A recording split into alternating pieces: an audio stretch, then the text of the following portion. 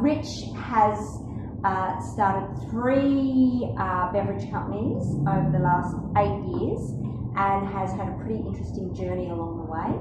And for those of you wondering, Batlow is down near the Snowy Mountains, not near the Blue Mountains, as I thought. I got it confused with Bilpin.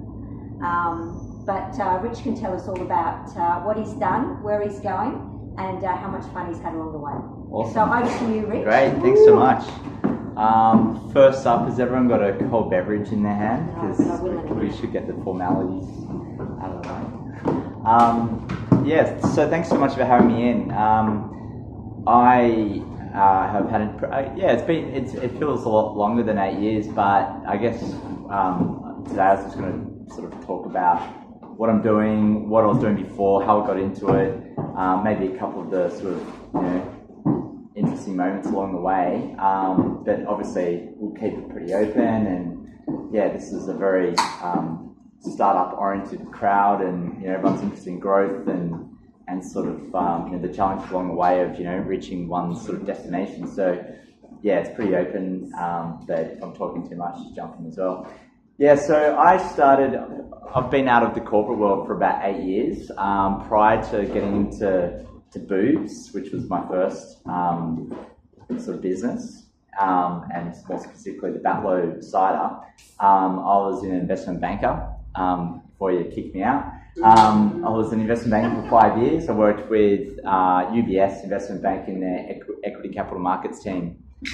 So we'd do capital raisings, IPOs for listed companies in Australia. So I spent 3 years in that team after graduating from uni. I got an internship at uni, and then went travelling for a year, and then came back from travel and got a really good gig at Investec in their corporate advisory M&A team, and learned a truckload there. Probably learned a fair bit more than when I was at UBS. I was working under David Gonski, who was the chairman at the time of Investec, and yeah, we had a really cool team, and it was one of those unique investment banking experiences where the team, they were actually all really nice people, and we all got along really well. Nothing against other investment bankers, but I was quite fortunate. It wasn't a kind of a crazy culture. But at the same time, I got quite sick, and I couldn't pen it down, and I basically worked for about 6 weeks straight, and I thought it was just from being overworked. So I was like, I can't do this anymore. Like, what am I doing to my body? I'm young. I think I was 20, 25, and I was like, what am I doing to myself? I sort of started reevaluating what I was doing, and then I went out, and I'm like, I've got the idea. I'm going to start a soy milk business, and basically threw in the towel and just committed myself to this sort of soy milk idea, and that basically I ended up finding out that I got sick because I was drinking this soy milk, which got recalled from the market, and I had this like iodine-induced thyroid toxicosis. So it was completely unrelated to banking, but to be honest, it's a blessing, because had I not had this sort of pivotal moment of illness, which rectified itself within a few months, I wouldn't have left, and I wouldn't have actually reevaluated what was really important. So that was sort of the thing that got me out of the corporate world and got me sort of thinking about what I really loved. And the first thing was cider. So my old man lived in London, and my brother and I used to go over to London, and we'd drink real ale and cuddle up in pubs as you do. And we discovered cider, and we were like, far out. We were having a Sunday session. This is before I left investment banking. So the idea was, sorry? Which year? 2000? This is 2010. So, but the idea for the site actually came before that. It was sort of in the early 2000s. So we had the idea, but we put it on the back burner, my brother and I. We had other ideas in sort of mid-2000s, and we kicked ourselves for not pursuing those. One was an online retailer, and this was when online retailing wasn't really around. So we put the idea on the back burner, and then when I left corporate, we sort of had a few different ideas, and one was the cider. And that was 2010, and my first thing was just to find out what was going on, why I wasn't feeling so well. And then so that basically when I found out soy milk, I was like, yeah, soy milk idea is done. But I gave myself 3 months to come up with a solid business plan and do something. And the cider was the first thing, and we called for us, does everyone know Batlow apples? You guys familiar? That was a killer move. So Batlow, is everyone unfamiliar with Batlow apples and the story behind Batlow? So Batlow's a town in the Snowy Mountains, and it's the oldest and largest apple growing region of Australia. And it's rolling hills of orchards. We didn't really actually know much about the town, but all we knew was Batlow. We thought it was a brand. We didn't realize it was a town. It was a cooperative of about 30 growers, but it was the only apple brand at the time we actually knew. So I called the Sydney markets. And I'm like, hey guys, I'd like to chat with someone about commercial quantities of apples. What can we do? And one conversation led to another. We got in touch basically with the marketing manager of Batlow Apples. We had a really good conversation. They were looking at value add along the supply chain. We wanted to make alcoholic apple cider because no one was really doing it in Australia. It was Strongbow and Magnus who just hit, and Monteith's was just about to start getting going here. Obviously the New Zealand brand. But we wanted to create a great Australian product, sort of inspired by, Cooper's beer back then was the beer we drank. It was, basically the only craft beer you could find back in 2010. So we wanted to produce a cider that sort of had those same sort of cues in terms of authenticity, quality, and, people could actually connect with the brand because with all these ciders, but we couldn't really identify with the brands. So we teamed up with Batlow Apples with a joint venture, which was amazing. We started that in 2010. We basically, August, we were planning to launch in September. We put out a media release. We had our batch, and then we found out that the cider was still fermenting in the bottle. So we had to go back to the drawing board. And the issue was... The recipe wasn't quite right. No, it was the production. So cider, as opposed to beer, you've got residual fermentable sugars in the apples in an environment where you've got yeast. So with beer, you don't have fermentable residual sugars in your beer. Cider, you do. So the only way you can kill yeast is basically through really high-level filtration or through pasteurization, which basically that's the only safe, foolproof way of stopping yeast. So we had this I was driving back and I was on this 7-hour drive from Griffith, which is where we're having our cider made, and I borrowed my mate's car and I had the car loaded up with cider, and then a few days later, it's all the bottles were just, foaming, and it was a disaster. So we went back to the drawing board and then spent 6 months. I'm like, okay, we just have to keep doing this. Anyway, we got the recipe right. Having said that, 3 years later, we had a similar production issue, which was an even bigger one because we were a national cider brand at that point, and we just raised money 8 months ago to kind of expand on this, huge, basically growth plan. And we had about 5,000 cases in quarantine, which is a lot. It's about 70 pallets of products that we couldn't really do anything with, but it ended up being okay. But at the time, it was just another one of these sort of in the new industry because there wasn't a lot of knowledge around, and those that were sort of had the knowledge were sort of holding it onto themselves because they were sort of in it, whereas we couldn't really sort of bounce things off people. So it was a bit of a learning, and we just had to change our whole production model. So in the 8 years we launched Batlow, we've built it to what it is today, where we're in 800 BWSs, where we serve about, I'd say, close to 1,700 customers in Australia. We export about 5% of our business.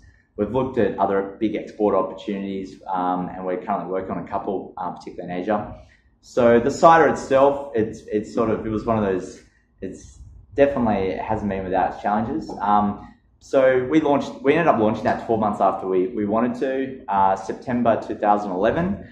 And then basically just after we launched it, we had a really interesting dinner with a very old friend of mine who's in the coffee business. And my brother and I, basically, he was like, what's next? You guys you can't sit still. What do you want to do? I'm like, oh, look, we feel that there's an opportunity in the coffee market. So we ended up teaming up with him and his family business to do a coffee brand. So we started a brand called Will & Co. We've actually just got a new site which opened last week down George Street outside the Ivy. So we've done a fair bit with Maryvale over the years. So with Batlow, the whole brand premise is 3.5 Batlow apples in every bottle. It's all about every apple is hand-picked from a 30-kilometre radius of Batlow.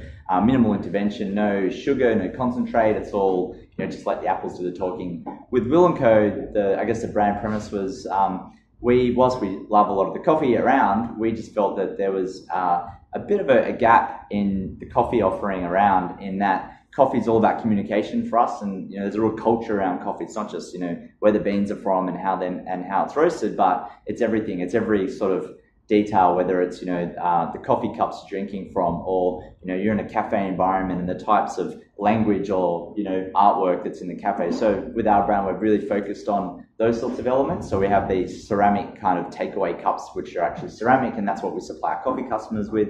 And our tagline is culture of coffee. So it's all about the culture of drinking coffee rather than the actual bean and the profile, because we just see that as a given in the coffee industry. So we started that in 2012, and that's going strong. Coffee's a great industry. We're fortunate that we teamed up with some very old friends in that business. And then 2015, through supplying cider to some friends, or to some guys down in Canberra. Canberra's a big cider market for us. It's 80 k's as the crow flies from Batlow. And we've always done a lot in Canberra. And I met some cool dudes down at a bar called Honky Tonks, and they opened a whiskey bar upstairs called Hippo. And we just became super tight. We ended up going on a few surf trips, and we just felt that Canberra needed a brewery. And we decided to build one. So who else to be interested? So there was sort of Lawrence and Tom who had these venues. Myself and my brother, we sort of had done obviously the coffee and the Batlow, and we're like, you guys got the hospitality, we've got the distribution and the brand and the route to market. Let's team up. Who else can we get involved? So we teamed up with a very old friend of mine, Claire Downs, who owns Secret Garden Festival. It's a music festival out in Western Sydney, really fun festival. Anyone been? Yeah, it's super fun. And it's, very, very, how would you describe it? It's all about, the activation of her farm. So there's all these different areas, and it's sort of magical spaces, and there's great music, and everyone's dressed up, and it's a beautiful festival. So we've supported that with Batlow since 2012, 2013. We've been the side for that festival, and Claire's a really good mate, and we always catch up for beers. She loves her beers, and she wanted to get involved as well. So she came on board, and then a couple of others came on board, and then we realized that we thought we needed X amount of money, and then it turns out we needed about 3 times more than that, which was already a lot. So then we got a few other people on board as well. So that literally launched, we launched that brand 2 years ago, almost next week 2 years ago, because we had an opportunity to work with Groove in the Moo and get the site and get the beer in there. So that was sort of the line in the sand. So yeah, we launched Capital Brewing, and we've got a beautiful brewery in Canberra in Fishwick. We've got about 1,000 square metre internal sort of brewery and tap room, and great facility where we can entertain people and have events. And we've got a permanent food truck in there, which was this food truck which was down in Canberra, sort of parked illegally on the lake for a while, and all the politicians would line up and get these burgers. And this thing had a cult following, so we've got that original food truck, which is in our brewery, and they've since built an amazing restaurant in the Kingston Foreshore. So the brewery, basically, the genesis of that was we have Batlow, we've got sales team, we've got distributors, we've got warehousing, logistics, we've got back of house. What else can we do where we can kind of share some resources? So the beer can kind of leverage Batlow. We can obviously share resources and realize some synergies between the two brands, and it's worked really well. Capital has been we consider our launch September last year, when the brewery actually opened. That was the opening weekend, was the first weekend of September. So that's sort of when we think of our launch, although it's almost been going 2 years.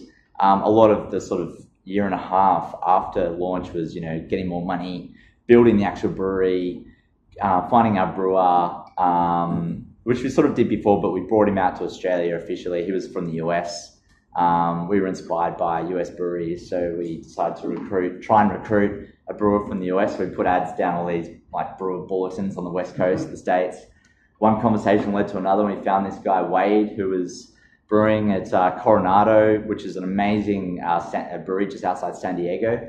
World beer gold medal winners, huge brewery in California. And before that, Green Flash. So this guy had an amazing brewing pedigree. The IPA, if anyone's drinking it, that's sort of his bread and butter. He's an IPA guy, big, juicy West Coast style IPAs. So yeah, that's sort of how he came about, and we've built a team, and now we've got in the brewery itself, we've probably got about 14 full-timers and 20 casuals on the hospitality side, because the venue itself is really busy. We've got about 5,000 people through a month down at the brewery. And yeah, so it's for us with the brewery, it's sort of just the start. We can't keep up with production at the moment, where we just announced today. Did anyone know the band Royal Blood? Yeah, we did a collaboration with them, which we announced today, which is cool, because they're in town next week doing a national tour, and they're headlining Groove in the Moon. So we did a Royal Brew, which is a blood orange IPA, if you like your IPAs. So that'll be sort of floating around town a little bit. And we announced a collaboration with Brewdog this week as well. And then, and the next 6 months, we've got a few more collaborations lined up. And then, it's just sort of from now on, it's just building extra capacity in the brewery and trying not to get in trouble with the brewing team and just doing what we do. So that's, I guess that's in a nutshell, and a long-winded nutshell, that's kind of what's happening across the different brands and how it sort of all came about, I guess. So Capital on the shelf. I've been drinking. I didn't realise I've been drinking it and buying it from Awesome. the local bottler, which is a ripper. So the IPA is a cracker. Yeah. So that's been on the shelf since September last year. So we released the cans in August last year. Yeah. So we just had it on tap before that, Yeah, and we right. had some bottles. Yeah, I love the resurrection of the tinny, by the way. You love it? Yeah. Yeah, the tinny, just Fresh. thinking about that coming back. Yeah. The thing about the tinny, like it's fresher. It's environmentally, it's more friendly. It keeps the beer colder. It chills down faster. It's used about 30% less kind of energy for transport. It's a bit of a craze as well at the moment. So.